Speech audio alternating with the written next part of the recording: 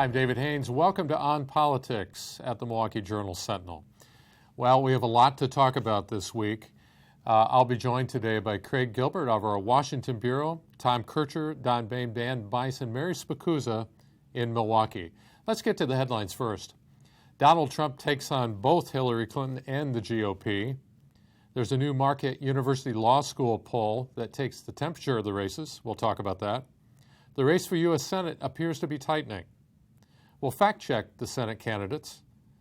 There's a possibility of a new tax for Milwaukee County. We'll talk about that with Don Bain. We'll have winners and losers and your questions. But first, let's go to Craig Gilbert in Washington. I spoke with Craig just a few moments ago. Well, Craig, welcome. Thanks for being with us. Good to be with you. So, extraordinary event this week. First, the tape that we've all talked about for almost a week now, showing Donald Trump and Billy Bush, that we don't have to say any more about. But then Paul Ryan, in a call to the congressional caucus, his caucus says that he can no longer defend or campaign for Donald Trump. What was Paul Ryan's calculus there, his political calculus? Well, you know, Paul Ryan has been trying to kind of thread the needle on Donald Trump all along. If you remember, he announced back in May that he wasn't sure he could endorse Donald Trump. He had to think about it. He finally endorsed him, but he's also criticized him. And so, in a sense, you know, this was consistent with his past position. He's continues to endorse him. He hasn't unendorsed him, but this was a pretty strong signal to be sending to say you're no longer going to defend him. You're not going to appear with him. He disinvited him from the Wisconsin event that was held last week.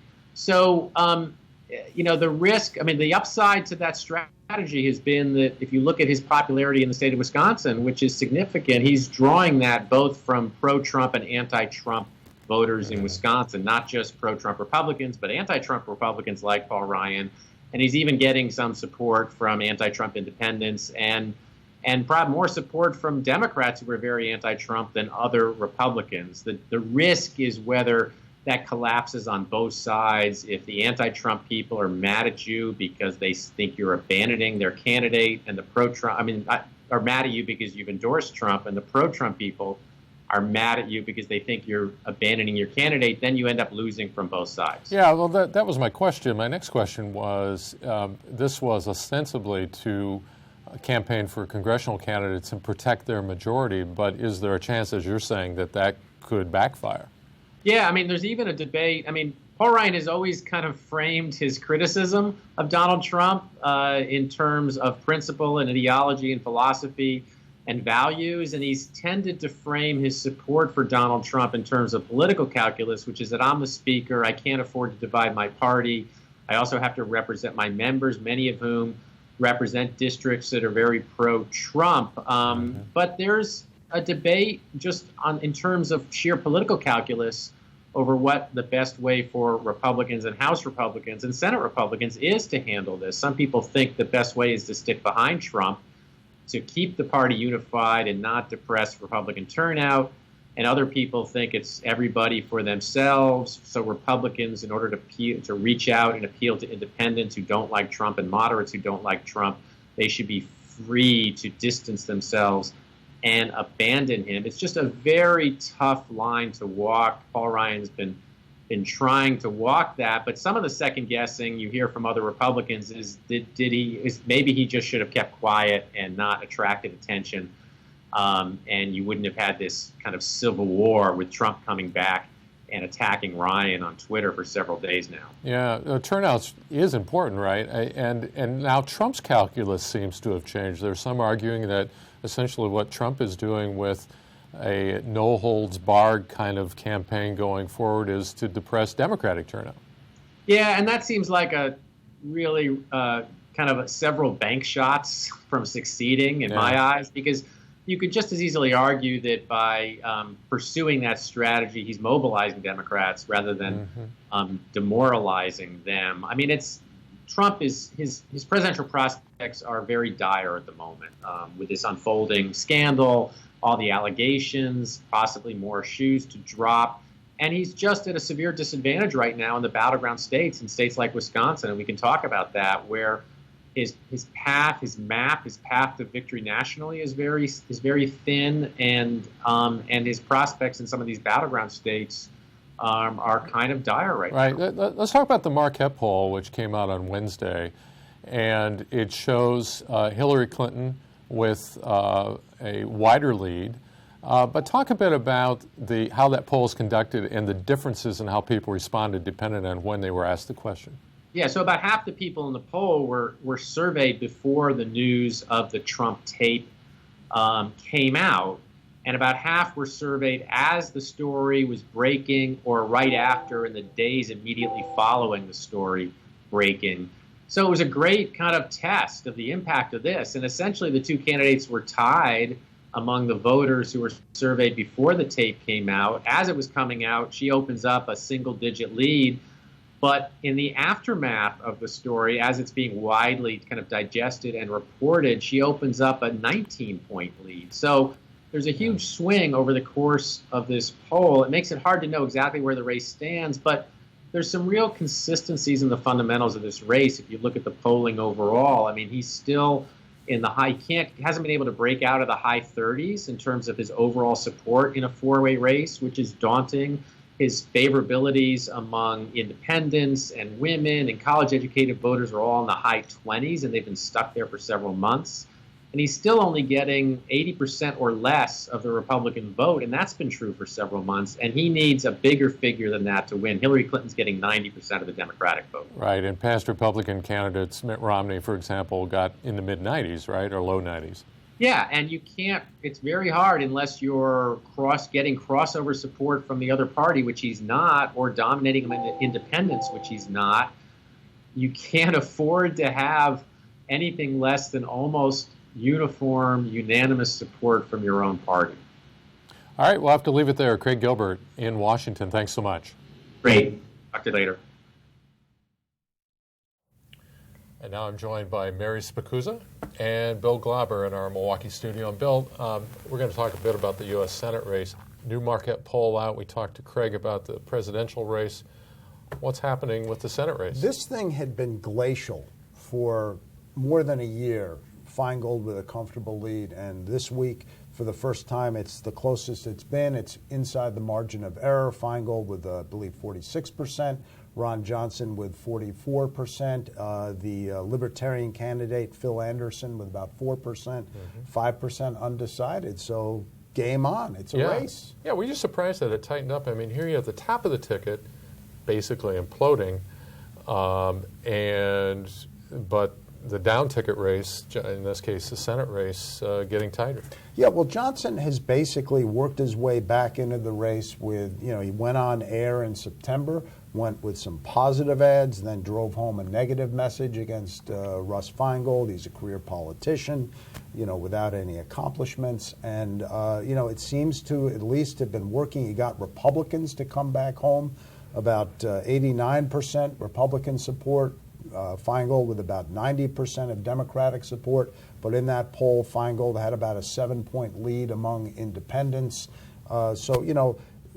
Johnson was left for dead, let's face it, by the national Republicans. They may deny it, but, they pulled out some ads, the NRSC, and Johnson just, doggedly kept working it and, is within striking distance. But there's a long way to go, and let's face it, if Donald Trump has imploded in the state and loses by hundreds of thousands of votes, that's a big if. I'm not predicting that, but with those sets of circumstances, it would be very difficult for Johnson to come through. That's a lot of ticket splitting. Yeah, he's put himself in position, though, and I think there's little question about that. Yeah, Mary, you've covered politics in the state for quite a while now. What do you make of this race? It's funny. It feels like it's been going on for so long, like 6 years. No, it's only been going on a year and a half. But it's, back in 2010, I remember covering Scott Walker's race against Tom Barrett, and it always felt like there was so much focus on the Ron Johnson, Russ Feingold. It felt like it was taking a lot of attention away. In this case, it seems like it's the opposite, where people are so focused on the Donald Trump phenomenon and the battle with Hillary Clinton, that other than people like Russ Feingold and Ron Johnson and Bill Glauber, I still just feel like this race has been so overshadowed. And it's interesting to see that it's, I was kind of surprised, honestly, that he had closed in the poll and was now, 2 points away? Well, Johnson, in one of the recent polls, still wasn't that well known in the state. No, it's always like a third of the people don't know who. Did that help him in a way? He drove that down. About 20% of people, likely voters, said they didn't know enough about him to draw an opinion. That's in the current driven poll. down in the current poll. Okay. So, and Feingold's at about 15%, which is where you'd figure. So they're both now among likely voters about as well known as they're going to be, and so now let's just see what happens. Yeah. More trusted than either of our presidential candidates, though, so both of them are doing better in that regard. Yeah, they are. I mean, they are both above water right now on favorable, unfavorable, which, given the climate, is extraordinary. So we have some debates coming up. When are those, and how important are those going to be to this? Well, obviously, they're an ability to move the race. You have a debate Friday night in Green Bay. It's a 1-hour debate. Wisconsin broadcasters, very formatted. A moderator, lots of people asking questions. Not a lot of time to give answers to questions. It'll be, a very much a more normal kind of debate that you would see. Maybe even a joint appearance. Tuesday night, they come back to Milwaukee at Marquette University Law School. That's a 90-minute debate that will be moderated by Mike Goucher. There are no rules. It's basically Mike Goucher asking questions and the candidates answering the questions. That potentially could be the more lively situation. More of a chance for them to mix it up. Really mix it up. And I mean, we've seen those debates at that law school where people do mix it up. I mean, I remember some fierce battles between Tom Ballard and Governor Walker. And also a very fierce battle in the most recent Supreme Court race. So, and even there was a debate between Chris Abele and Chris Larson that they threw some elbows. So it's interesting. So Mary, at the presidential level, the debates are well watched, or at least have been this election cycle for obvious reasons. But are many people going to watch the Senate debates? I mean, how much does that really matter, do you think? I don't think it's going to be like the turnout that we've seen for the presidential, although the last presidential was at the same time as the Packers, so maybe they'll do better. Well, the Friday night debate goes That was a tough choice. Friday night goes against fish fry and high school football, so that Friday night. But the Tuesday night debate is an 8:30 to 10 p.m. debate. You might actually watch that one. That has some, real possibility of some significant viewership that will be broadcast statewide on radio and television. So if you don't want to get away from it, if you actually want to hear this thing or watch it, there'll be ample opportunity. So, Bill, you're doing profiles of both candidates, Ron Johnson and Russ Feingold. Any tidbits you want to share with us? Yeah, who would have thought that when his kids were growing up, Russ Feingold would sing to them to wake them up? And who would have thought that Ron Johnson would really like to play guitar? You don't think he plays guitar. You don't think is about that a rhythm guitar, or is this? No, it's a he and Brad Schimmel have a group. No, he and Brad Schimmel don't have a group. Okay. But they are. It's almost hard to believe in this age of television and politics, and you don't really see the candidates up close. They're really flesh and blood guys. Yeah. Both married. Both with families, both have very good stories to tell about themselves, and it's been a very competitive race, and it'll be an interesting finish. Yeah. All right. Well, that's enough on the Senate race for right now, but we're going to move now to Tom Kercher of Politifact, Wisconsin. And Tom has a story that's coming out in Friday's paper where he fact checks these two candidates, and we talked to Tom just a moment ago. So, Tom, you've got a few Politifact claims that you're checking out for a story that will be in the Friday paper. We have two by Senator Ron Johnson and two by former Senator Russ Feingold. So let's start with Ron Johnson. He says that Russ Feingold broke his 1992 promise to always get the majority of funding from Wisconsin residents, and Politifact's rating on that is true. What's the backstory? Yeah, that's a reference to 1992. Feingold was running for the state Senate. said he would get most of his campaign money from Wisconsinites, not from people out of state or special interests.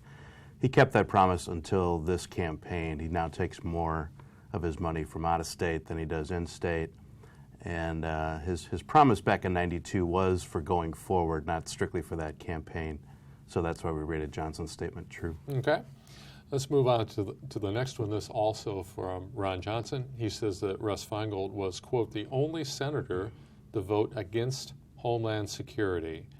And your rating on that is false. Right. There were actually 9 senators back in 2002 who voted against creating the Department of Homeland Security, Feingold being one of the 9. Okay.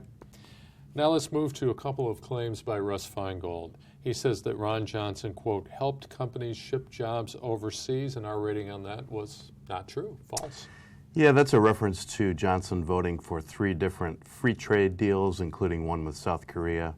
We did find there's evidence that there are estimates of possible job losses in the United States as a result of those free trade deals, but we did not find any evidence to indicate that jobs were shipped overseas because of the trade deals. So that's more of an opinion than a point of fact at this point. And then finally, says that the average student debt, this is Russ Feingold, coming out of the University of Wisconsin-Madison is something like $28,000, and our rating on that was mostly true. Yeah, the number is correct for UW-Madison students who do borrow money. Our only qualification on this one is that about half of the UW-Madison students don't borrow at all. All right, Tom Kercher of Politifact, Wisconsin. Again, look for Tom's story in Friday's Journal Sentinel, where he'll be rating some additional claims by both candidates. Well, another Milwaukee politician made some news this week when he announced the possibility of a wheel tax. We spoke with County Executive Chris Abley about that earlier in the week.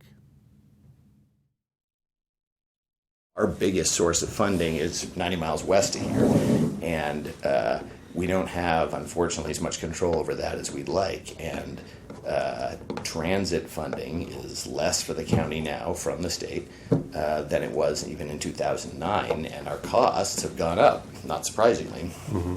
And our deferred maintenance, while we have made progress, we're sort of at a tipping point. And the idea with the vehicle registration fee is, as I said to Mark and I've said to other people, I don't love the idea. I don't think there's anybody who loves a new cost, or something, being asked to pay more locally. But I'm more concerned with the consequences of not doing anything. I mean, and since it's the only legal option we've got, we have still some room on property tax revenue, but even if we maxed our capacity on that, it wouldn't be close. We wouldn't be able to keep up with just sustainable transit, let alone bus replacement, which is expensive. And now I'm joined by Don Boehm. Don covers Milwaukee County for the Milwaukee Journal Sentinel. And Don, welcome. Thank you. So what have you heard so far, feedback from the supervisors on the wheel tax? Well, the county supervisors are not swarming in support of the proposed $60 vehicle registration fee or wheel tax. That would be big news if they were. Right. The county board rejected a wheel tax in 2010. Right. This is the first time it's resurfaced since then. Supervisor Michael Mayo Sr., who was on the board at that time and is the Transportation Committee chairman, is opposed to a county wheel tax. He believes it would hit City of Milwaukee vehicle owners the hardest because city vehicle owners already pay a $20 fee on top of the $75 state fee. Mm-hmm. So if you impose a $60 county fee on that, you're at a total of $155. Right. Some other supervisors, like David Sartori, have said they might be willing to accept a smaller wheel tax, say $25. But regardless of where this goes in the county budget, Board Chairman Lipscomb and others will be sure to let the public know that this all came from County Executive Abley. That was Abley's idea, not theirs. So what might the options be here? He's proposing $60, and what what does the county get if it does $60 versus, say, 30, 20? Well, on options, the county board is in a tough place receiving this recommended executive budget. If they don't embrace the $60 wheel tax, they will have to find that revenue to fill the gap from other sources. Or cut costs, I guess. Or cut costs. Would be another option, And on other revenues, the budget is already bumping up against the state-imposed property tax levy cap for next year, and the a kind of earlier recommendation to impose a parking fee on the lakefront north of the marina, was rejected after heavy public criticism. So there aren't a lot of other choices at this time, and the city can't increase its sales tax without a change in state law. So an earlier paper put out by the Abley administration looked at different levels of wheel taxes. At $20, let me look this up, you would generate $10.8 million. So that would help offset declining state and federal support for transportation costs and services, and also help reduce county borrowing for paying for road rebuilding, bridge repairs, or replacing buses. And this would have to be used for transportation-related expenses, correct? Yes. Yeah. Okay. At $60, that new fee would generate $27.1 million in 2017. There'd be a little delay in implementing it. The state collects these fees. A full year would be more in the range of $31 to $33 million for the same type of transportation infrastructure, rebuilding roads, bridges, replacing buses. And this will also help the county implement the proposed bus rapid transit service between downtown Milwaukee and the Regional Medical Center in Wauwatosa. So this is all gets fairly complicated pretty quickly. Well, Don, thanks so much. Well, thank you. And now I'm back with Dan Weiss and Mary Spicuzza. We're going to do winners and losers. Mary, let me turn to you first. Who's your winner this week? I would say Ken Bone. Ken Bone. Right. Refresh our memory. The Who's now Ken famous Ken Bone. He was part of the What color red sweater did he wear? Oh, yeah. red sweater, white In tie. honor of Ken Bone. Yeah, Right, exactly. So he was one of the undecided voters at the second debate and asked a very earnest question about energy policy, and apparently had an olive suit that split earlier in the day and had to change I outfits. didn't hear this story. Yes. So he wore the little red zip-up from Kohl's, of course. It's unclear whether he used Kohl's cash to purchase it like Governor Walker, but another Kohl's fan. And he seemed to have won over the internet, and people I think someone The said only he- person to come out smelling okay out of that first debate. Second. What a thing. Yeah, he I think somebody tweeted that he was the human equivalent of a hug, and that Right. so he won lots of fans. But his question was self-interested. It was. He works for a coal plant in Illinois, right? Right. So, but a coal shopper, and people were he was very kind of warm and fuzzy, and people loved him, and he got to do some late night talk shows, and now his Twitter followers have expanded from 17 to thousands. So it could be 15 minutes of fame, but it's good enough to be a winner this week. Well, good for Ken Bone. So who's the loser? So I would say that the loser would probably be Donald Trump. It's obviously not been a good stretch for him, and it seems like every day or maybe every hour there's a new allegation against him. So in the wake of the tapes, he had the debate performance, which a lot of people felt was bullying, and bringing out the Clinton accusers is kind of bringing things further down into the gutter of this presidential campaign. But then this week, last night, there was the New York Times story that broke of women saying that he groped them. There was then the People story that came out about the former People reporter. BuzzFeed. There's now Arizona some so it's basically, I feel like I'm probably missing something because it's broken in the last half hour. So And all of this stuff from WikiLeaks about Hillary Clinton and her staff, which would have grabbed headlines otherwise, has been just not getting much Completely oxygen. pushed. Yeah. And I've read some of them, and they're certainly interesting, and they raise questions about conflict of interest and friends of Bill getting special attention. Right. Yeah. Chelsea Clinton pointing out problems, but at the same time, it's just really been drowned out by the Trump allegations. And normally, this could have been a great week for him, and it's just.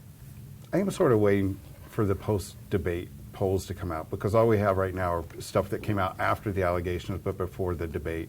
I probably didn't help him tremendously much, but I'm still interested to see if there was any impact there. Any bounce back. So, Dan, who's your loser? On the same theme, it's I have Billy Bush for not just for participating in this, back and forth in 2005, but the fact that it turns out now that he was bragging about it and talking it up to other people at the Olympics, and apparently this might have been one of the ways that came out. There have been multiple stories about how the video came out, but that's why he's my loser for the week. Okay, and who's your winner? It has to be Ron Johnson. You guys talked about Ron Johnson earlier, and we've counted him out multiple times, but he's got himself back in the game. And to be within the margin of error 20-some days before the election is something I'm sure he would have welcomed if you had told him that he could have that at the beginning of the race. Yeah, we talked about this a bit earlier, but what's your take on why he's made a comeback? If it's anything, I think the advertising strategies. I think that he's decided to. He's gone on two tracks. One, positive ads about him, but then these hypocrisy pieces that he's been hitting Feingold with, and there's not been any pushback on those so far as I can tell yet. I expect that they will, but it was almost as if the Feingold campaign had gone into cruise control a couple weeks ago, and I think, if anything, that has been the reason that the race has tightened. And it was especially surprising, I think, because of the polling collapse that we saw in the Marquette Poll with Donald Trump versus Ron Johnson closing the gap. It was, a lot of the time you think there's going to be a downtick. Yeah, he's certainly outperforming Trump at the moment. And there's been, back and forth on that. So I don't think this is where it settles out on. But it's a good position for him to be in at this point. Yeah, all right. So we have time for one question. I'm going to shoot it to you, Mary. Okay. One of our listeners, wants to know, so how much did Donald Trump pay the GOP Oppo research team not to research him? Because apparently he didn't know all this, or they didn't know all this. Right. So I think there was a lot of opposition research done against him, probably in the primaries. I think a lot of this women are coming forward for the first time, but there was just this story that I was just reading right before we sat down about how he talked his own aides out of doing self-opposition research, where people tried to prepare what might come out about them. Sure. Yes. You want to know what people are going to dredge up about you, so you're prepared and can respond to it, and also can find out what's out there and what people are saying. And when you squash that, and I guess maybe you just think you're the greatest candidate, and who could I have to say anything bad about you? You don't want to know. The funny thing was, I talked to some of the opposition research teams with several of the Republican presidential candidates. Their focus did not seem throughout much of the primary on Trump. It was on each other. And in a sense, it became a circular firing squad because everybody had information. And, the thing is, it's easier to do research on Scott Walker because he's been in office his whole life. You can see what he's voted for and stuff. With Donald Trump, it's a little bit tougher to find a Miss Arizona from 1997. And in many of these cases, these individuals are coming forward on their own. It's not through any, and I think the two women who were in the New York Times story, again, they reached out to the New York Times. After the debate. Right, so after the debate. So like there's Monday. A new career for Billy Bush here. Maybe. You can run the free world. You can't just be on the Today Show. That's right. Well, we'll have to leave it there. Thanks for joining us for this edition of On Politics. Thanks to Craig Gilbert, Tom Kercher, Don Boehm, Dan Bice, and Mary Spacuzza. Bill. Have a good afternoon. And Bill Glauber.